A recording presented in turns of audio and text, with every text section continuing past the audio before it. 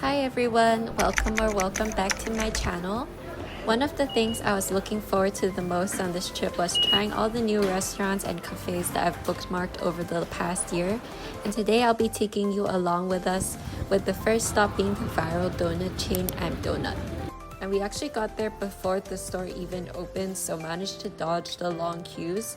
But literally 5 minutes into the store opening, the queue was already really long. The donut uses pumpkin in its dough, which is apparently how it creates its unique texture, a mix between like a brioche and mochi. We got an original flavor and one pistachio to try, but they also have some interesting flavors like prosciutto and curry.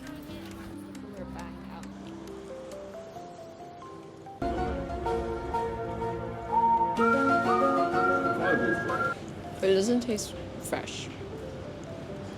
It's not bad though. Yeah, not bad. And this is the pistachio one. You try first. The pistachio one is good. I think the cream is made really well. Like it tastes very real.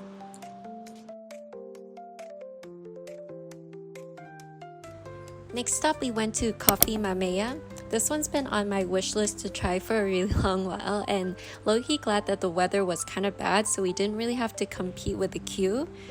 It's probably not really like a cafe, but it's more like a tailor-made tasting bar kind of experience, but for coffee. And the barista really guides you and like teaches you about not only the beans they offer, but he also taught us a lot about the brewing process, which was really cool.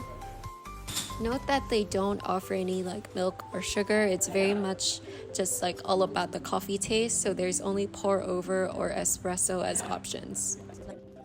Even though I'm not like a sophisticated coffee drinker, this was still a really cool experience if you like coffee. We just sat down at this restaurant that the barista actually recommended. He said this is one of his favorite restaurants in Tokyo, and it was like less than 10 minutes walk, so we decided to come in. It specializes in fish dishes, and he recommended us getting the salmon, so we're just gonna try that.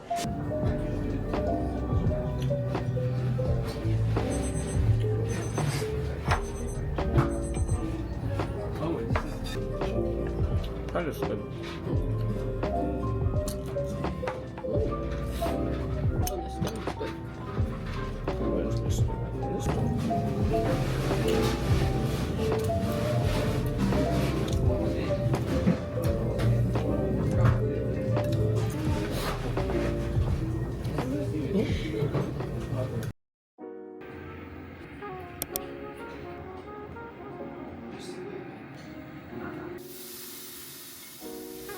By the end of the day, I was honestly so exhausted, so I didn't really talk much during dinner.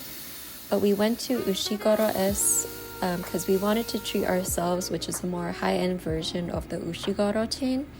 I don't really remember the exact number of dishes we had, but it was a lot. I think we had around 12 courses, and the staff grilled every single dish for us in our room.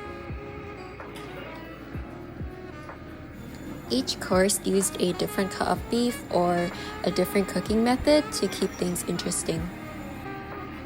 About halfway through, it did start to feel a bit heavy, but overall it was still a really great experience.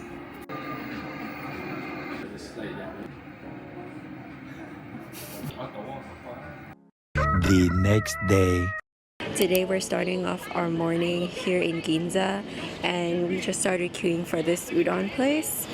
There is a super long queue in front of us, and honestly when we got here we saw like a restaurant with a super long queue, and then we just ran towards it to start queuing. Then we realized it was for some tonkatsu place, and then we realized that the restaurant next door also had a really long queue, and then we went over there and then it was for some other beef don.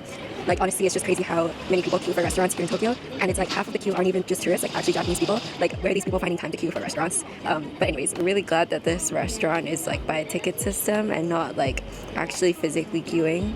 So we're probably gonna go grab a coffee and then come back, but honestly this is just crazy.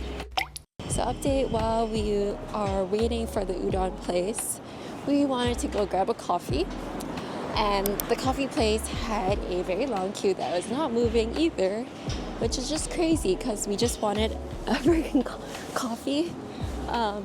So while Brian queues for that, I'm gonna go find like a snack or something for us to eat. The place that I'm trying to go to is called, like, I'm probably saying it wrong, but it's called like Age 3. Huh? And they sell like cream sandos, that kind of thing. So hopefully there's no queue there.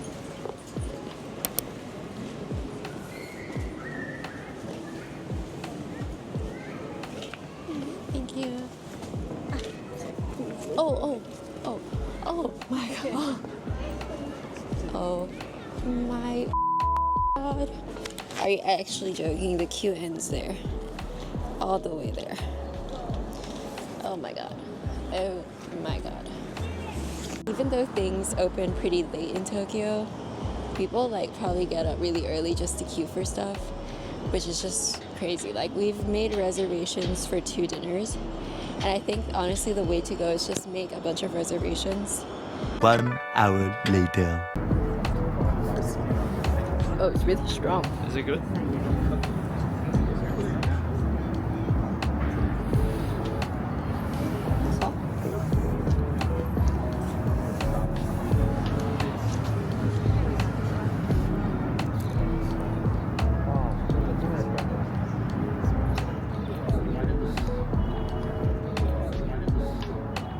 One eternity later.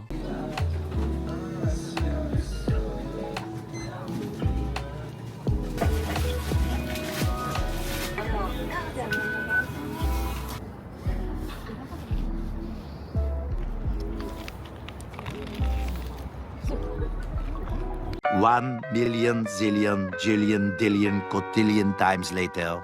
We have finally sat down at this udon place now. It's 2 p.m. We got our ticket at 11. It's been 3 hours. Probably like 30 seats to be honest. But like, they work so slow. Like, there's still empty seats right now. Meanwhile, like, there's so many people outside. And they've actually like stopped handing out tickets for the rest of the day.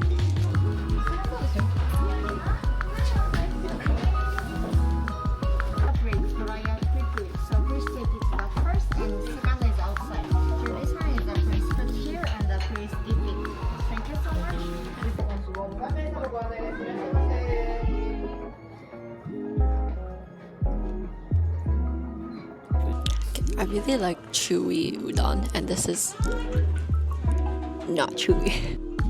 Mine's really soft. Cold is better. Don't get the hot one. I think it's mainly because we queued for 3 hours, so I had really high expectations. And I think the cold one was not bad, but my hot one, it was just so overcooked that I was quite surprised, because if you're famous for udon, how can it being cooked in hot broth compromise the texture of your udon? Anyways, I would not recommend it.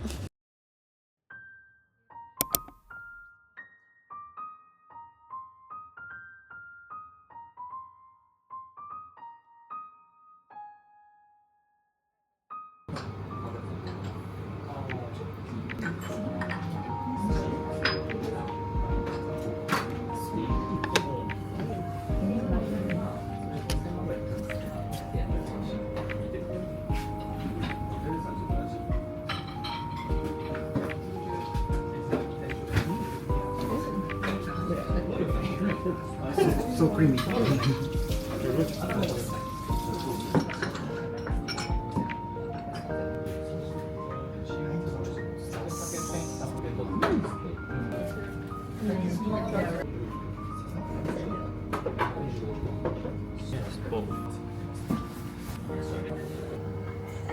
my god, it's so fat.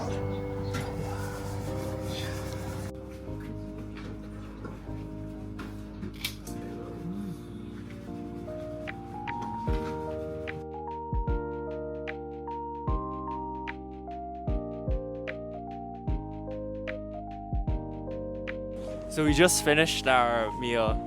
It was okay, I guess. I'd rate it like an 8 out of 10. The chef was really nice. I mean, he tried to speak a lot of English, but I think it's a given nowadays. Like, you have so many of these foreigners, so then Oh, true. yeah, so then you kind of have to speak English to appeal to the market. Yeah, but then I feel like also I already tried picking somewhere that was less touristy, like the booking system and everything. Oh, was in yeah, Japanese. yeah. So I was actually quite surprised that there was this other group that was like from New York. Yeah. I mean, they asked us like, oh, how'd you find us? And then we said, Tabelog. And like he was quite surprised. Yeah. It's very good, but it's not It's like very mind-blowing. good. Yeah. For the value, like for the price point, it was very good. Yeah. Like we had like what 15 courses. Yeah, I think honestly it was probably more than 15, like including the soup Yeah. and stuff. There's no dessert, but that's fine. Like I was genuinely so Yeah. and he was really nice. Like I told him what my favorite was, and he gave me extra. So I thought he was very nice, and I think it made like the experience much better, especially when you're dining in like an intimate kind of experience. But I probably wouldn't visit it like again. Like it was a one-off. Yeah, I'd say the same. Yeah. Anyways. Yeah, we're gonna head back to the hotel now, get some rest, and see you in my next video.